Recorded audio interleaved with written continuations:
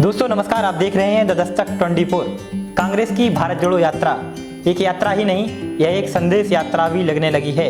इसमें रोज उमड़ रही भीड़ बहुत कुछ कहती है, बस मीडिया भारत यात्रा से दूरी बनाए हुए है। दोस्तों वर्तमान शासन में सिर्फ मीडिया ही नहीं, हमारे लोकतंत्र के अधिकतर स्तंभ ढह चुके हैं। इनमें सिर्फ वही संस्थान नहीं है जो सरकार के लिए उनके साथ काम करते हैं, वे संस्थान भी इसमें मौजूद हैं जिनसे लोकतंत्र में संतुलन बनाए रखने की अपेक्षा की जाती है। यह पार्टी सिस्टम भी जो भारतीय लोकतंत्र की रीढ़ है, आज अंधे नागरिक और बहरे जनप्रतिनिधि मिलकर संविधान का एक तरह से मजाक बना रहे हैं। हमारा लोकतंत्र गहरी मूर्छा में है और इसे पुनर्जीवित करने के तरीकों और संसाधनों पर वर्तमान शासन ने कब्जा किया हुआ है। दोस्तों भारत जोड़ो यात्रा इस बात के चिन्ह दिखा रही है कि लोग इस गहरी मूर्छा जैसी भाव शून्यता से धीरे धीरे बाहर आ रहे हैं। मीडिया ने इस यात्रा को कम महत्व देने की पूरी कोशिश की है, लेकिन लाखों लोग हर रोज स्वैच्छिक तौर पर इसमें शामिल हो रहे हैं।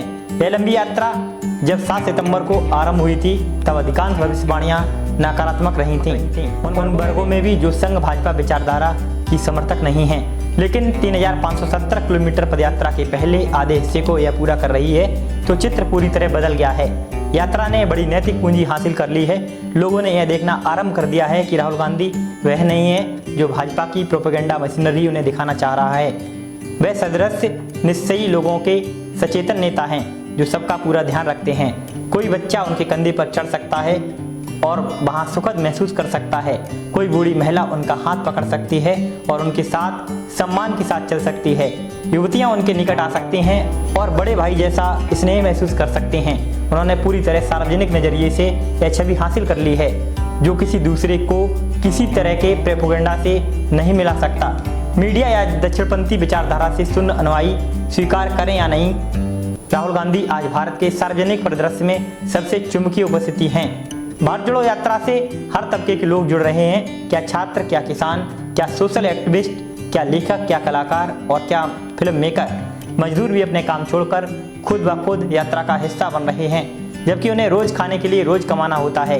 यात्रा में संभवतः सबसे ज्यादा अन्य पिछड़े वर्ग के लोग हैं। जाहिर है इस यात्रा का कांग्रेस कार्यकर्ताओं के उत्साह पर बड़ा ही सकारात्मक असर पड़ने वाला है और उसमें जैसे नई जान आ गई है ऐसा मानो लग रहा है। एक आम कार्यकर्ता को शीर्ष राष्ट्रीय नेता से मिलने का मौका मिल रहा है, इसलिए इस यात्रा का एक राजनीतिक पक्ष भी है और यह मुख्यतः पार्टी को मनोबल बढ़ाने वाली परिघटना हो सकती है। राहुल गांधी ने इस यात्रा के जरिए उच्च स्तरीय नैतिकता वाली राजनीति की स्थापना की है। आज के परिप्रेक्ष्य में इस तरह की यात्रा का मुख्य उद्देश्य वोट बैंक को अपनी ओर मोड़ना होता है, लेकिन राहुल ने स्वच्छ राजनीति को फिर से जीवित किया है। कुल मिलाकर यही कहा जा सकता है कि भारत में लोकतंत्र, सर्वहितकारी और संघीय संरचना आधारित संविधान को जीवित रखने की आशा जगाने वाली इस यात्रा ने भारतीय राजनीति में एक नए अध्याय की शुरुआत की है। वैसे अब राहुल गांधी को नेता माने या ना माने, मगर इस बात से इनकार नहीं कर सकते हैं कि वे एक बेटे का फर्ज अच्छे से निभा रहे हैं। जी हाँ, आप उन्हें पप्पू कहकर चलाते रहें, मगर यह तो आपको भी मानना पड़ेगा कि वे एक अच्छे बेटे हैं जो कहीं भी रहें, कितनी भी भीड़ में रहें, मगर उनकी माँ की चिंता उन्हें लगी रहती है। यह बात हम यूं ही नहीं कह रहे, बल्कि हमारे पास ऐसे 3 मौकों की तस्वीरें हैं जो कह रही हैं कि मेरी माँ के बराबर कोई नहीं। पहली तस्वीर आप देख सकते हैं कर्नाटक के मांड्या जनपद की है। भारत जोड़ो यात्रा से आई है। असल में ऐसा पहला मौका था जब सोनिया गांधी इस यात्रा में शामिल हुई थी। इस दौरान सोनिया गांधी के जूते ढीले हो गई। राहुल गांधी की जब नजर गई तो वे फौरन जमीन पर बैठ गई और मां के चरणों में झुककर उनके जूतों के फीते बांधने लगे। वहीं दूसरी तस्वीर उस समय की है जब कांग्रेस ने नागरिकता संशोधन कानून के विरोध में राजघाट पर सत्याग्रह किया था। उस वक्त दिल्ली में सर्दी कहर बरपा रही थी। उस समय सोनिया गांधी इस आंदोलन की अगुवाई कर रही थीं। ठंड की वजह से वे पहले स्वेटर और शाल पहने हुई थीं, मगर जैसे जैसे शाम होती गई सर्दी भी बढ़ती गई और सोनिया गांधी को भी ठंड लगने लगी। राहुल गांधी को जब आभास हुआ तो उन्होंने अपने पास में रखी शॉल को मां सोनिया गांधी को उड़ा दिया। तब जाकर सोनिया गांधी को राहत मिली। बेटे का प्यार देखकर वे मुस्कुराने लगी। तीसरी तस्वीर उस समय की है जब राहुल गांधी कांग्रेस पार्टी का अध्यक्ष बने थे। इसके बाद राहुल गांधी ने मां को नमस्ते किया, उनकी तरफ आगे बढ़े और मंच पर ही मां को गले लगाकर उनके माथे को चूम लिया। इसके बाद सोनिया गांधी ने भी बेटे को गले लगा लिया। यह पल बेहद भावुक करने वाला था।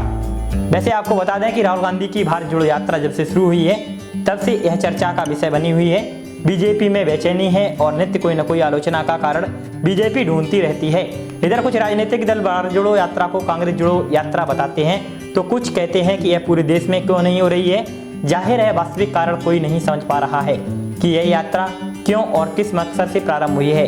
दरअसल वर्तमान परिस्थितियों में भारत ही नहीं समूचे विश्व में एक घृणा का वातावरण उत्पन्न हो रहा है, या यह कह सकते हैं दक्षिण शक्तिपंथियां हावी हो रही हैं। इसका मतलब है कि हर देश में जो बहुमत के लोग हैं वह चाहते हैं कि देश के अंदर उनकी ही विचारधारा का आदर हो और बाकी लोग उनके अनुसार चलें। तमाम चुनौतियों और संघर्षों के बीच राहुल गांधी निकल तो पड़े हैं अपनी यात्रा पर, लेकिन क्या वे सचमुच भारत और कांग्रेस को अपने पक्ष में जोड़ पाएंगे। जिस समय राहुल गांधी अपनी यात्रा पर निकले हैं वो बहुत महत्वपूर्ण समय है, जहां एक और खुद कांग्रेस के अपने अंतर्द्वंद हैं, वहीं पूरे देश में विचारधाराओं का टकराव अपने चरम पर है। भारत जोड़ो यात्रा 7 सितंबर 2022 को कन्याकुमारी से शुरू हुई। यह 3570 किलोमीटर लंबी 150 दिवसीय नॉन स्टॉप पदयात्रा होगी, जो देश भर के 12 राज्यों और 2 केंद्र शासित प्रदेशों को कवर करेगी। इसमें राहुल गांधी दिन में लोगों से मिलेंगे और अस्थायी आवास में सोएंगे।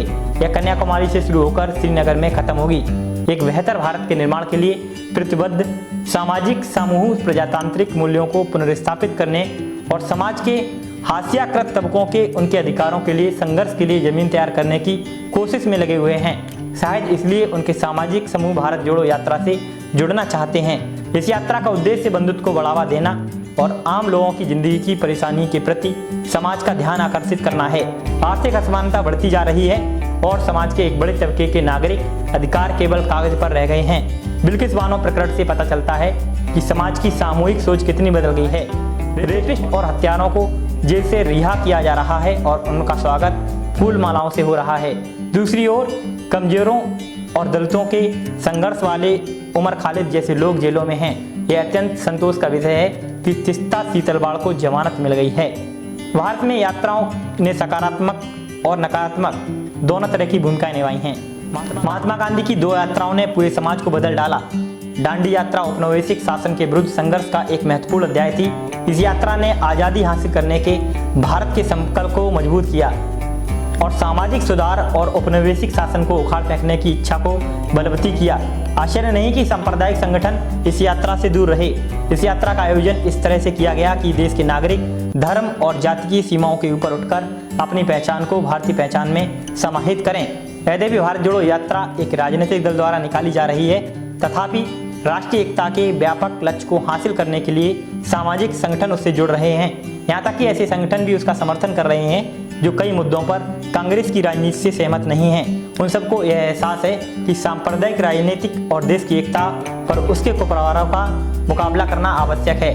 हमें यह आशा है कि गैर भाजपा दल, क्षेत्रीय दल और सामाजिक कार्यकर्ता और संगठन जो स्वाधीनता आंदोलन से उपजे भारत के विचार में आस्था रखते हैं और उन मूल्यों में विश्वास रखते हैं जो हमारे संविधान का हिस्सा हैं, यह समझते हैं कि इस समय आवश्यकता इस बात की है हम गांधी और पटेल, मौलाना आज़ाद, नेहरू, सुभाष चंद्र बोस, अम्बेडकर की सपनों का भारत नष्ट होने से बचाएं। उम्मीद करते हैं आपको यह रिपोर्ट पसंद आई होगी। इसे आप शेयर अवश्य करेंगे, साथ ही कमेंट करना बिल्कुल भी ना भूलेंगे। हमारे चैनल को यदि आपने अभी तक सब्सक्राइब नहीं किया है तो सब्सक्राइब कर लें। शुक्रिया।